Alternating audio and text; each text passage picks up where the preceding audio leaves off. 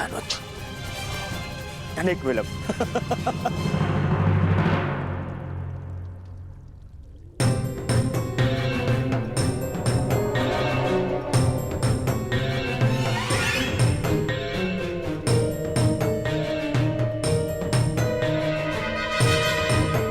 ये चलिए तो सो रहा है, प्रतीक्षा करनी होगी।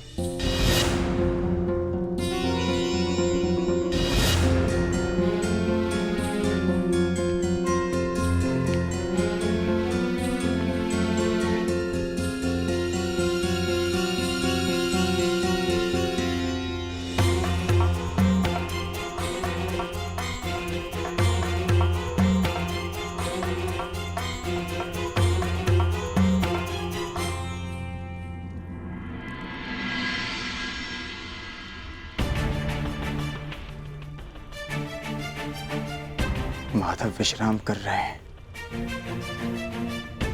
जगाना उचित नहीं होगा।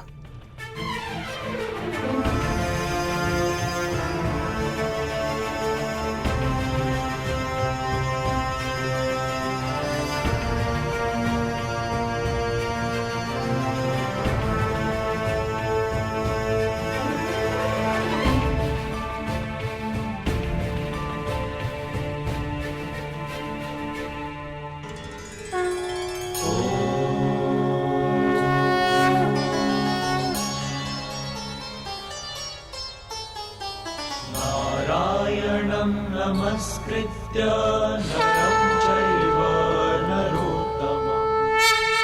अरे अर्जुन, एक वर्ष किन्नर क्या रहे तुम तो क्षत्रियों के लक्षण ही भूल गए।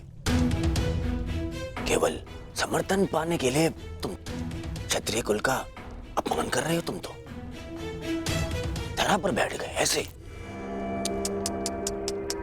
जो इस धरा के स्वामी हैं, उनके समक्ष ब्राह्मण क्या और क्षत्रिय क्या।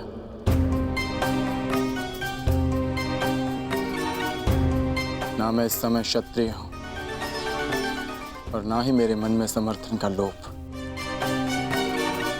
मैं तो केवल इस समय एक भक्त हूं जो अपने आराध्य के चरणों में बैठा है।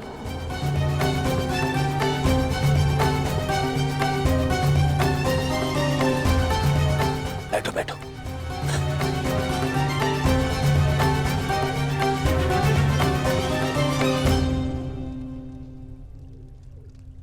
माधव,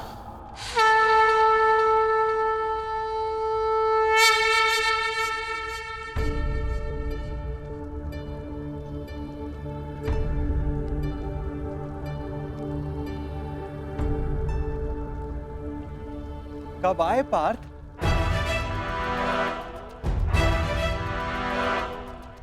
मुझे तो तुम्हारे आने का भान ही नहीं हुआ। आप विश्राम कर रहे थे माधव, इसलिए जगाना उचित नहीं समझा। और तुम नीचे क्यों बैठे हो? इधर आओ, मेरे समीप आकर बैठो। माधव, मैं यहाँ आपका युद्ध के लिए समर्थ। अरे ठहरो, यहाँ पे पहले मैं आया तो समर्थन मांगने का अधिकार मेरा है। अरे दुर्योधन, तुम भी यहाँ हो? आश्चर्य। आश्चर्य? आश्चर्य तो मुझे हो रहा है। मेरे आने पर तो आप उठे नहीं और अर्जुन के आते ही आपकी नींद खुल गई।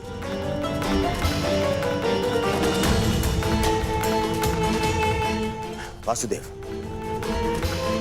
मैं यहाँ अर्जुन से पूर्व उपस्थित हुआ हूं, इसलिए समर्थन मांगने का अधिकार पहले मुझे मिलना चाहिए।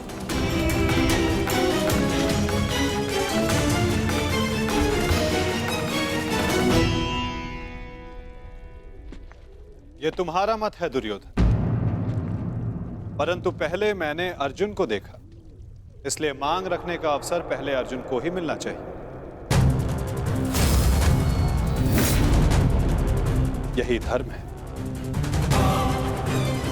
परंतु नियम यह था वासुदेव कि जो द्वारका पहले पहुंचेगा, आपका समर्थन उसी को मिलेगा। और मैं अर्जुन से पहले यहां उपस्थित हुआ हूं।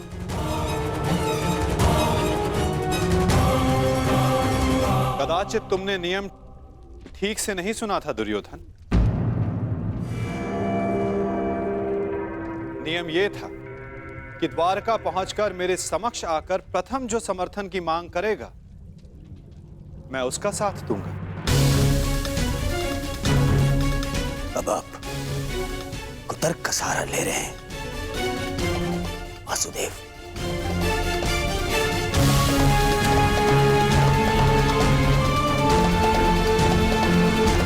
जानता था मैं कि आप पक्षपात अवश्य करेंगे। आरोप मत लगाओ माधव पर।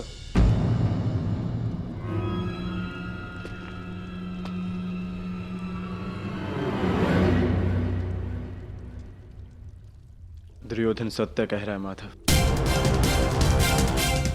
मुझसे पूर्व ये यहां उपस्थित था,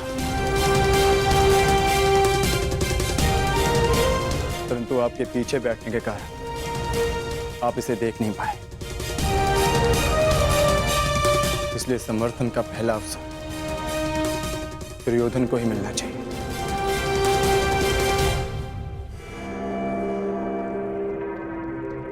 कुछ समझ में आया दुर्योधन? कुछ मांगने के लिए अहंकार नहीं, विनम्रता होनी चाहिए।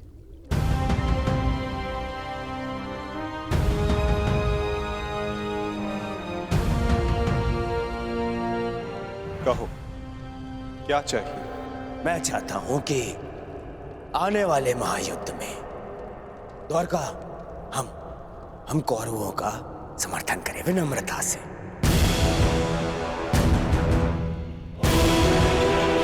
अपनी मांग पर अड़िग हो? हाँ, अड़िग हूं। मेरी यही मांग है। मैं चाहता हूं कि महायुद्ध में द्वारका हम कौरवों का समर्थन करें।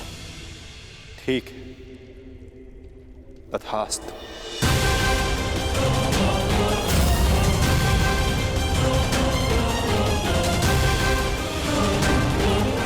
परंतु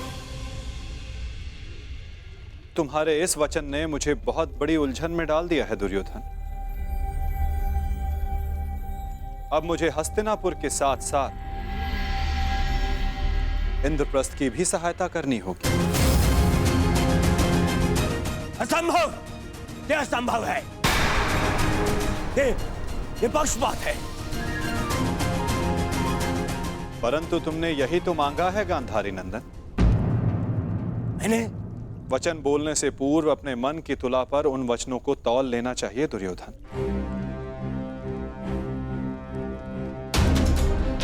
तुमने कहा कि कौरवों को द्वारका का समर्थन मिलना चाहिए। अपने द्वेष के कारण तुमने पांडवों को सदा भिन्न माना।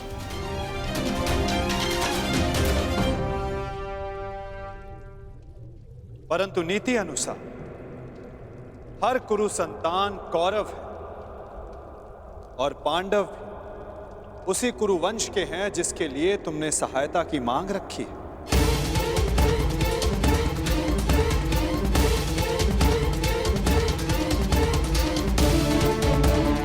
इसलिए मुझे अपना समर्थन दोनों पक्षों में बांटना होगा।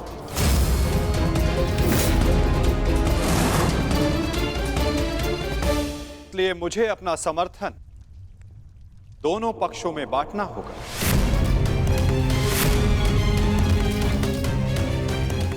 क्या करूं?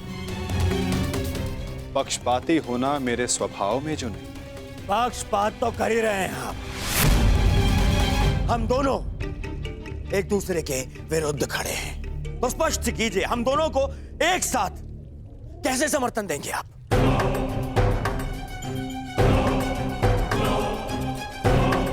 ये भी आपका कोई छल है?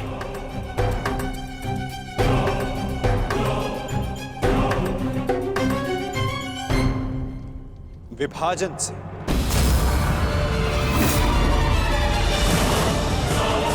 पहली बार युद्ध को टालने के लिए मैंने विभाजन का सहारा लिया था और इस बार युद्ध में सम्मिलित होने के लिए विभाजन करूंगा। मैं द्वारिका की शक्ति को 2 भागों में विभाजित करूंगा।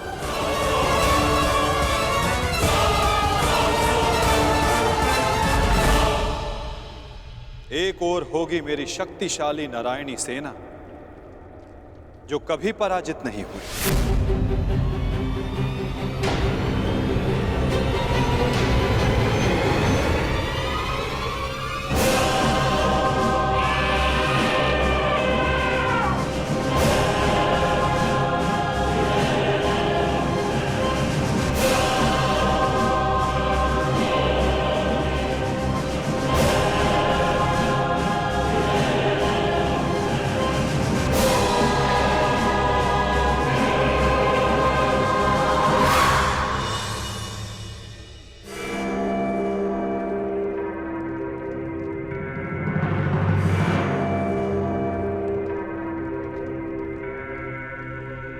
और दूसरी ओर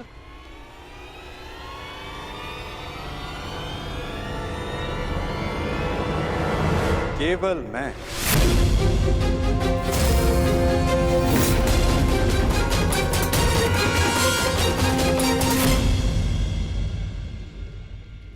अकेला और निहत्था।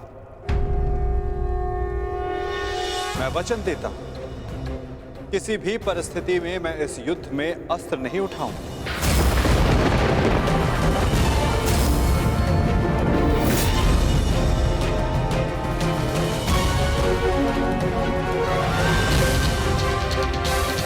ना ही धनुष, ना गदा, ना खड़ग,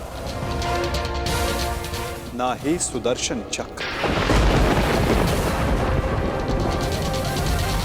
मैं किसी भी अस्त्र का प्रयोग नहीं करूंगा। क्या आप युद्ध में अस्त्र नहीं उठाएंगे? हाँ दुर्योधन, सही सुना तुमने।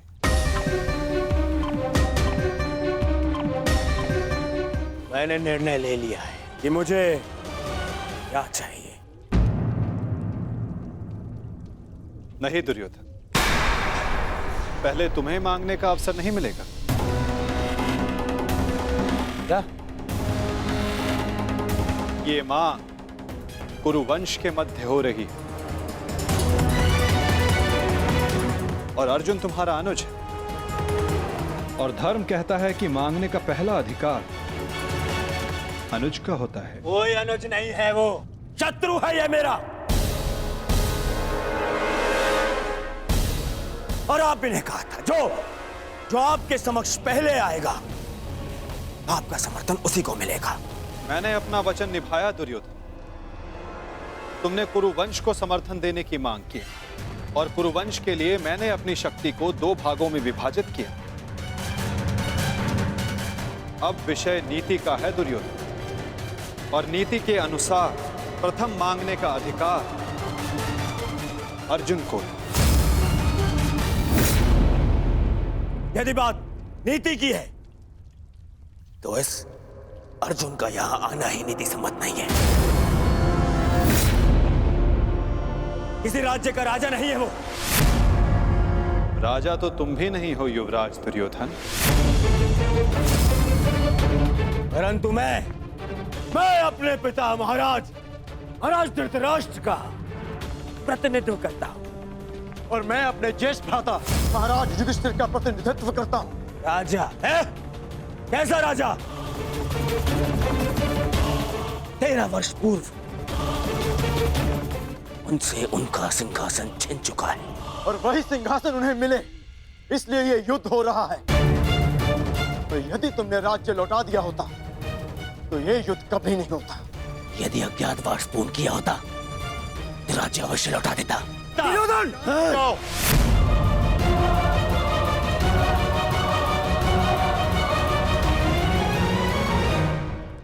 यदि अज्ञातवास पूर्ण किया होता तो राज्य अवश्य लौटा देता। दुर्योधन! शांत हो जाओ तुम दोनों। ये मत भूलो कि तुम दोनों यहां अतिथि हो, और अतिथि की मर्यादा होती। अपने अतिथि के घर पर यूं झगड़ा करना तुम दोनों को शोभा नहीं देता। तो जैसा कि मैंने कहा, अर्जुन को प्रथम अवसर मिलना चाहिए। आप चाहते हैं कि अर्जुन को नारायणी सेना चुनने का अवसर मिले। मुझे क्या चाहिए इसका निर्णय तुम मत लो दुर्योधन। माधव, आप अस्त्र उठाएं या ना उठाएं, मुझे मेरे पक्ष में केवल आप चाहिए।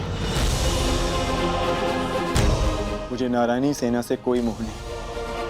यदि नारायण मेरे साथ है तो मेरे लिए पर्याप्त है। मुझे आपकी सेना का नहीं,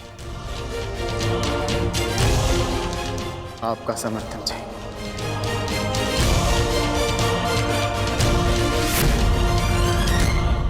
क्या आपको यह विनती स्वीकार है माधव?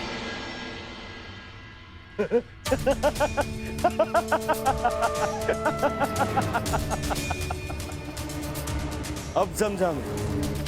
यदि 12 वर्ष के वनवास ने तुम्हारा क्षत्रिय गुण ही नहीं, तुम्हारी बुद्धि भी हर लिए। मूर्ख, स्वयं मेरे गले में विजयश्री की माला पहना दी तुमने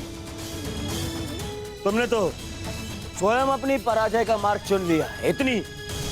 इतनी विशाल, शक्तिशाली, अपराजय सेना को ठुकराकर, और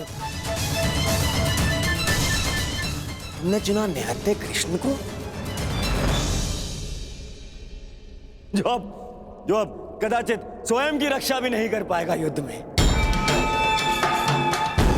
दिख रहा है मुझे कि कैसे तुम 5 पांडवों के शवों पर अट्ठास मारकर उत्सव मना रहा हूं मैं।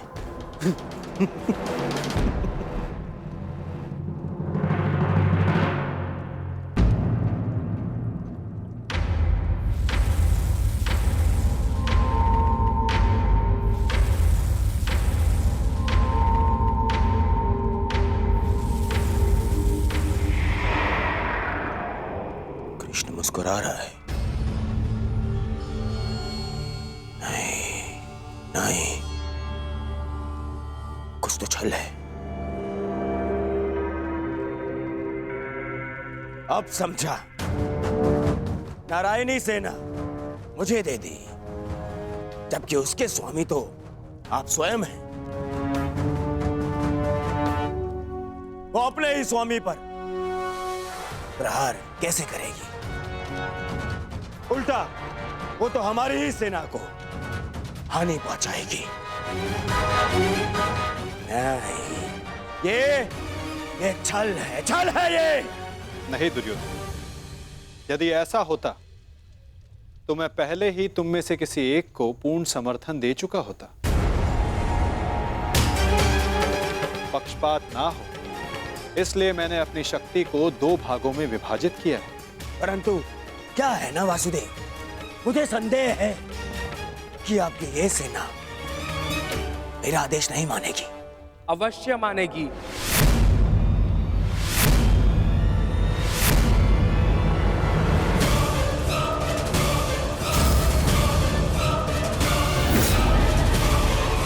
क्योंकि मैं नारायणी सेना का नेतृत्व करूंगा।